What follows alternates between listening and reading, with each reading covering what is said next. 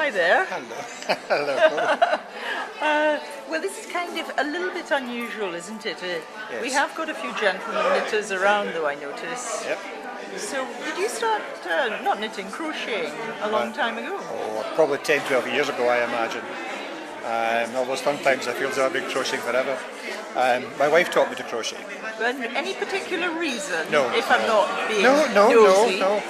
I've never been very good with my hands, and I decided I had to try and do something that let me use my hands to my satisfaction. You know, I'm not one of these souls who can take a pile of wood shavings and make a cabinet or build a wall. I just never learned. And you just wanted to do something And I wanted creative? to do something creative. So I had seen her. My wife knits a lot. Yeah. I didn't fancy knitting particularly, so she taught me how to crochet. Try the seat behind you here. Okay. You want me to move, or are you? No, let's just... This is actually Tunisian crochet. Now that was actually what caught my my ear. I heard somebody talking about it. Ordinary crochet, such as that lady there is doing, you work only with one stitch Yeah. on your hook at a time. Tunisian crochet is a kind of halfway house between ordinary crochet and knitting, because what you normally have is a hook like that. What is that With a bobble and size? aye. That's a Tunisian. It's a Tunisian crochet hook.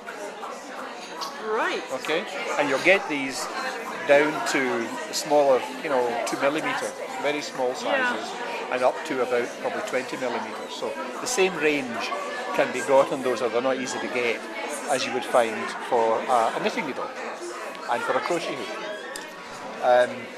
What I'm doing is I'm using a smaller yarn and an ordinary crochet hook, and all I've got to do is be careful not to let the stitches fall off the end.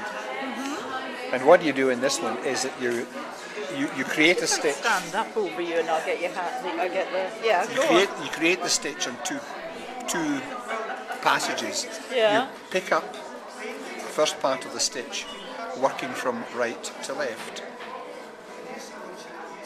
and you work all the way over. There's only a dozen or so stitches on this. You see? So you keep all the stitches. So you retain the stitches on the hook,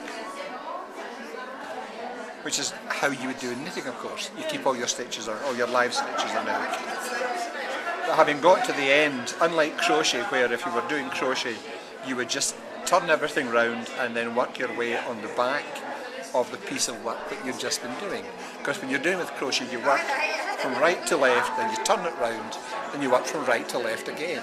Then you turn it round and work from right to left. In this one, what you do is that having worked from right to left, when you get to the end, you have picked up all of the vertical stitches, which is the front half of your finished stitch. Because Tunisian crochet requires two passages of the yarn. Okay. So what you then do to complete the stitch is that you Oh, you go yarn backwards. over and you just go backwards. You take one off and then you take them off two at a time until you get back to where you started. And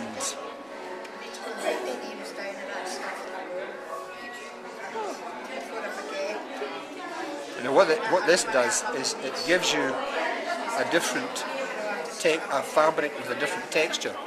It makes it very thick, because in fact So these kind of knitted jumpery things that you see from that part of the world, are they probably not knitted at all?